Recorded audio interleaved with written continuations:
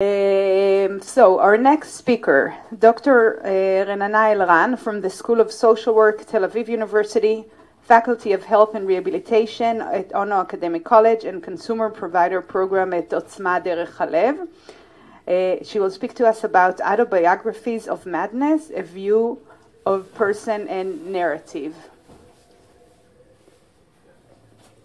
Okay, so thank you for surviving until now.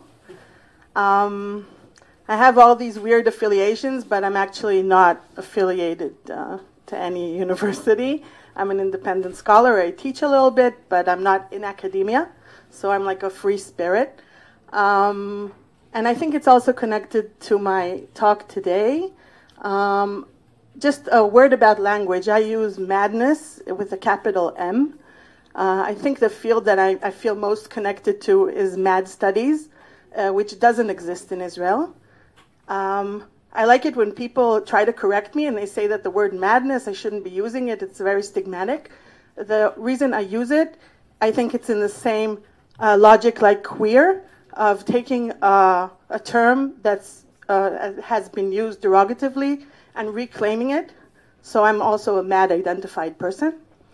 And I don't think I have much to say about methodology because I don't think my research was ever really very robust methodologically. Maybe it's closer to humanities than to other fields, to history, to literature, philosophy maybe. So I'm going to be sharing some ideas and concepts that help me think about what I do. And I'm going to be looking at autobiographies of madness along an historical timeline. Okay, I think that's my connection with the idea of time and also place, maybe. And in my research, I was interested, this was my PhD research, it was a long time ago, but these ideas still are useful to me.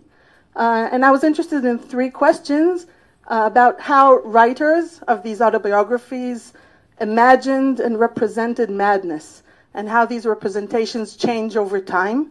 And I'm going to focus mainly on the first issue. I was also interested in the functions of writing, the personal and social functions of writing what I call madness narratives, and the dialogue, or perhaps monologue, between these narratives and theories of psychiatry, of psychology, theories of psychosis and schizophrenia, which are more medical terms than madness, which I think is a wider term, also more ancient, and has different connotations, not only as an illness. Okay, so I think that madness challenges the mainstream way of being a person in the world. And going out of one's mind, which is also a metaphor, is also going out of the matrix of normative thoughts, emotions, and actions. So I will maybe argue that these madness narratives, they challenge society's core ideas about what it means to be human, in the sense of normative concepts of self and narrative within a certain social context. Now, the term illness narrative was coined by Arthur Kleinman, which I really like the way he thinks about illness. He talks about it as a multidimensional phenomena. He uses the word disease to refer to the professional's biomedical perspective, okay, what we will call like the medical perspective, also used in disability studies. He talks about illness when he refers to the subjective experience, okay, the person's experience. And he'll talk about sickness when he refers to the socio-cultural perceptions of how society imagines a certain sickness, okay, the metaphors that society will use. And I think, so these dimensions, they give maybe a wider perception of what it means to be sick or to be labeled sick in a certain social and historical context. And he has a very famous book that's called Illness Narratives, and he talks about the narratives that describe the subjective experience of suffering from a certain illness. So I use the term madness narratives, again, because I'm less comfortable with using the word illness or mental disorder. So madness narratives. Basically, I think they're narratives that are written by people who experienced what it is to be mad or to be called mad on their own person. And this is a pretty wide genre, okay? It can include diaries and memoirs that are basically written during times of madness, autobiographies, which are written in retrospect, okay, a reflection on the experience. We can also find semi-fictional narratives, or what we call sometimes factual fiction. It's written as fiction, but it's based on experience, like a lot of literature. And I think today there's an inflation of texts, blogs, and things on the internet, which I didn't go into. I mainly focused on autobiographies, published autobiographies. So, these madness narratives, they're not a modern phenomena. Okay, I think the first one is usually referred to as Marjorie Kempe's autobiography from 1436. Actually, she was a woman that couldn't write or read, so she found this priest and she sort of told him her narrative, her story, and he wrote it down. And basically, these narratives exist, I think, in the margins of more of other texts about madness. They could be theological or medical or psychological, but these narratives, they sort of exist in the margins. Okay, so, and they are often marginalized or excommunicated or just considered like sort of, we were talking about freak shows before, maybe like a peep show, something that's, it's curious, it's interesting, it's not really literature. Maybe clinicians would use it as case studies, okay, but it's not very respected. But people tell about their experiences of being diagnosed, being institutionalized, and the way I see these narratives, I think they're stories, but they're also histories. Okay, and we know that the winners or people in power are the ones that write history, but I think these are forms of history that many, and also they're political speech acts. The fact that a person writes, publishes, wants to be in dialogue with society about what that person experienced. Okay. I felt very much connected to Nili when you were talking about autoethnography. So I worked in autobiography, which again are narratives that are written reflectively.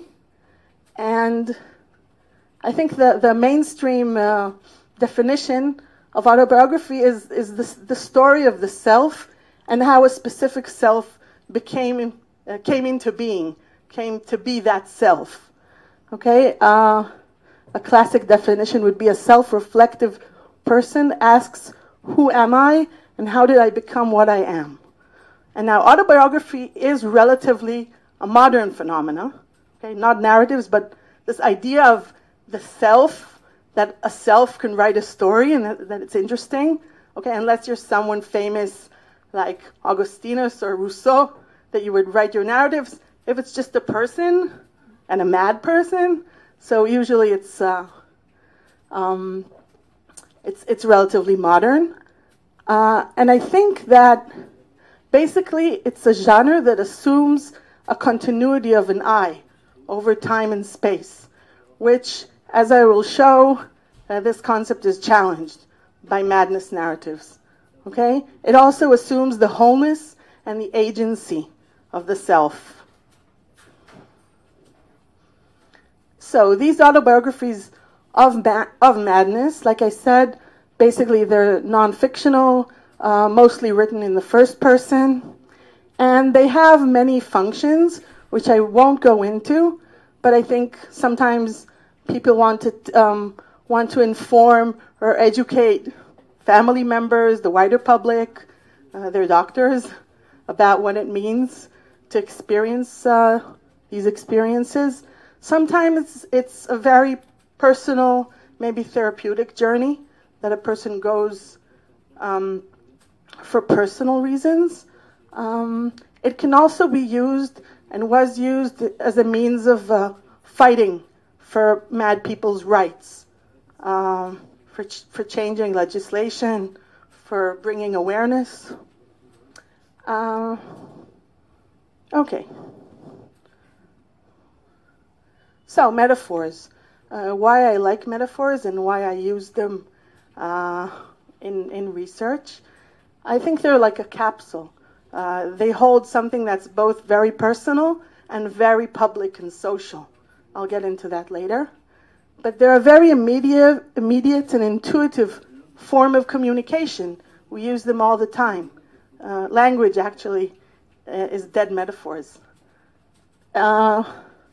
Just to give a working definition of metaphor, so it means to transfer, literally meaning to transfer consists in giving to one thing a name or description that belongs by convention to something else, on the grounds of some similarity between the two. Now, Jorge Luis Borges has a few very interesting lectures about poetry, and he says, when we face the big questions of life, the big unknowns like death, things that we're not familiar with, we go to metaphors in order to sort of bridge that gap. So we would talk about death as maybe sleep, as, I don't know. So we use the metaphor to create bridges of understanding. Okay. Now, the connection between metaphors and autobiography, I think that this is a nice citation. It says that autobiography not only delivers metaphors of self, it is a metaphor of self. The narrative activity in and of autobiography is an identity activity. You can say something like, I write, therefore I am. Okay?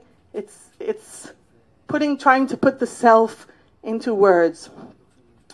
But, and this is the but, that I think many times autobiographies of madness, they don't aim to describe normative selfhood or identity, okay, but rather a disturbance in continuity, in unity of the self over time and place, maybe going as far as the collapse of subjectivity and the breakdown of identity.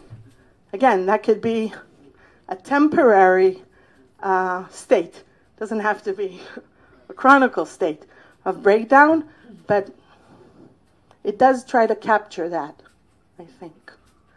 Another very nice citation by Olney that tries to talk again about metaphors and self, and I'll read. The self expresses itself by the metaphors it creates and projects, and we know it by those metaphors. We do not see or touch the self, but we do see and touch its metaphors, and thus we know the self, activity or agent, okay, represented in the metaphor and the metaphorizing. It is only metaphor that thus mediates between the internal and the external, between your experience and my experience, between the artist and us, between conscious mind and total being, between a past and a present self, between, one might say, ourselves formed and ourselves becoming. I love that one. So I wish I wrote that one, but no. Okay. So, obviously, writers of madness narrative need to use language, okay, in order to tell this story. I think a lot of writers debate the question of language. They say, how do we find the words to say it, to say something that many times is not verbal? How do we find the words to say these things? And I also ask, how do these concepts and ideas, how do they change over time, okay? The words to say it, how do they change? And I think often, again, metaphors are used in order to give this maybe chaos of madness some form and sense, okay? Again, for oneself and also to communicate it to others. So I think these metaphors of madness, they are an attempt to express the inexpressible. It can be thoughts or feelings, emotions, bodily sensations that are felt in times of madness. And again, to talk in concepts that are shared by the writer and by the reader or the listener. So while I was reading tons of narratives, I was following a historical timeline, and I think I tried to identify several core metaphors. Now, I don't think I have actually time to go into these metaphors, right? Until 2:26. Okay, so I don't have time. I'm just going to sort of skip through it. So like I said, I followed a historical timeline. Since I did want a little bit of methodology, maybe, I did work on autobiographies of people that received a diagnosis. Okay, I didn't just take narratives and say, aha, that's a narrative of madness. Okay, I don't want to be the person putting the literature on the couch of the analyst. Okay, so it's people that received a diagnosis, and they write it in their books that they received a diagnosis. Usually they were hospitalized and treated. So basically I looked at narratives from the mid-19th century when there is a concept of schizophrenia, or it was called before dementia precox. There is a concept, there is a category, there is a diagnosis, and then I tried to look at these books of people that received that diagnosis. And by the way, of course, a diagnosis is a social construct, and it changes over time. Ideas change over time, and also narratives. This is a lovely quote from one of the books, which you might actually recognize. I think it might be the only narrative that's a little bit familiar. I Never Promised You a Rose Garden by Joanne Greenberg. And there's this part in the book, she's talking with her therapist, and the therapist says, there must be some words, the doctor said, try to find them, and let us share them together. So the patient, she says, it's a metaphor. You wouldn't understand it. She says that her madness, her images, her visions, her voices are metaphors. So the doctor says, perhaps you could explain it then. And they go on this journey of trying to understand these metaphors. I'm not going to go into the metaphors. I'm just showing you a few images, okay, these are mid-19th century, early 20th century narratives. Very interestingly, they're mostly concerned with changing public spaces, okay? Fighting for rights of mad people. I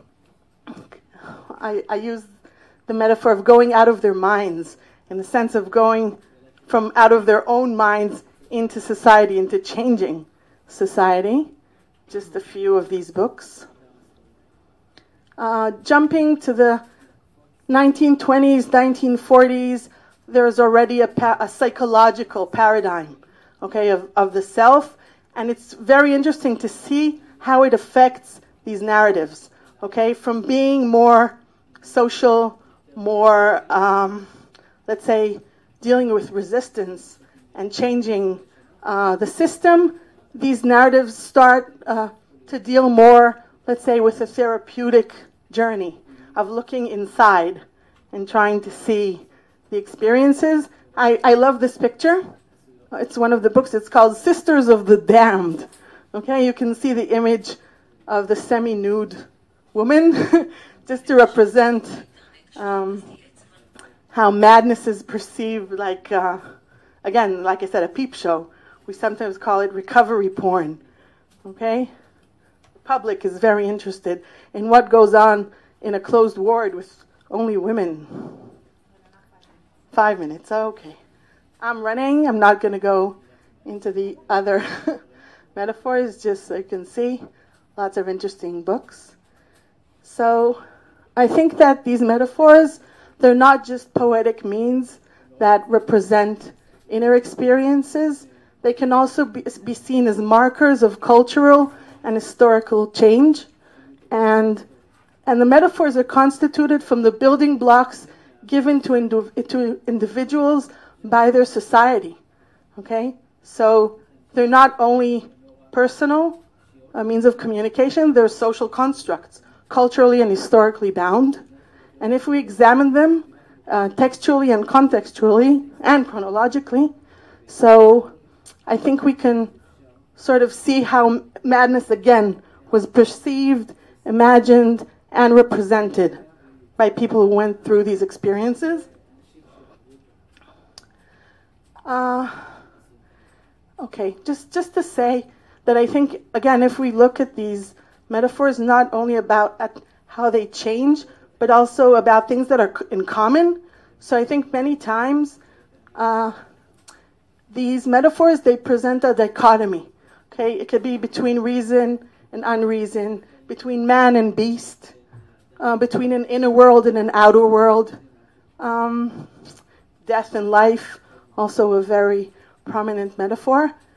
And I think that many times madness represents like the negative side. Like, it's like, tell me what a human being is. No, tell me what a madman is, and I'll tell you what a human being is. Okay, it's like the negative picture of what a certain era perceives as human. Okay, I won't go into this one. Again, just to say that each time and place has these different concepts. And I think that these narratives, if you can look at them as, like I said, as a story and as a history, so the writers take these feelings many times of chaos, alienation, isolation, and they try to communicate them to other human beings and to create these bridges of empathy and of understanding. And I think this experience of losing oneself, maybe through the narratives, it can be transformed. And people regain a sense of being a person in the world, a person with a story. Okay, so, and again, these texts are too often silenced or excommunicated, and I think through looking at them, not just as one story, but again, as a history, so maybe we're moving towards authoring a new story of what it is to be a mad person. That's it.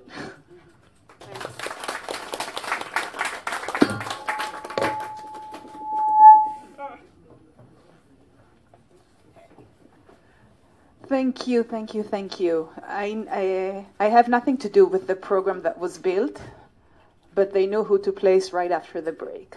It was those strangers. Those people. I might have whispered, no. Thank you. Adva.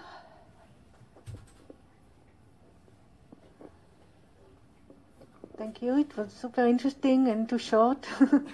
I wonder if you could see there were some unique expressions or attempts to convey madness in the style of writing, in the form of the autobiographies.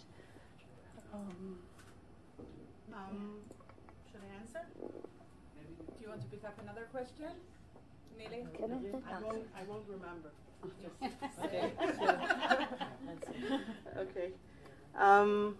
I think, again, when there's a more psychological paradigm of the self, you can see narratives starting from childhood.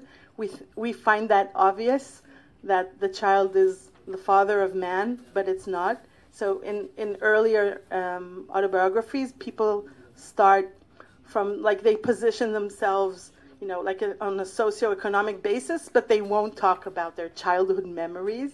You can start seeing that when a more psychological paradigm starts. And then again, you can see narratives that are more chronological.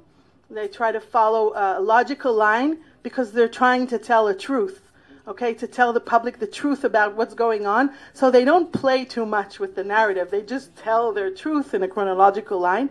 But when narratives become more therapeutic, more like inner journeys, so you can start seeing the narratives going wilder, okay, starting to be more chaotic, not following linear lines, being more like maybe disordered. Okay, so it's really interesting. I think, yes, definitely the function changes, but also the writing changes. So yes, it's not only themes, it's definitely also the medium itself that changes. And it might also not be therapeutic, it might be also like the autistic people who try to convey the autism experience with movies, for example, that for neurotypical people may look really chaotic or but it is a political act to try to convey the raw experience. Yes.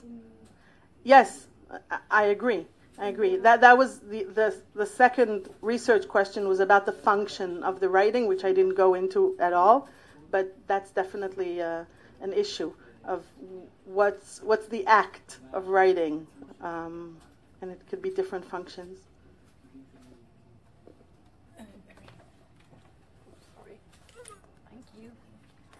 Yeah, thank you. That was interesting because I think it's quite it's just coming into disability studies, isn't it? You know, especially MAD studies, which is really interesting. I was just wondering with the narratives, because you showed quite a few. There was, you know, with the female, male, and all. If there's a difference in those experiences, in the representations, in the autobiographies of those who may, you know, between genders and different identities. Thank you. I didn't focus on questions of gender, but I can say when reflecting on it that the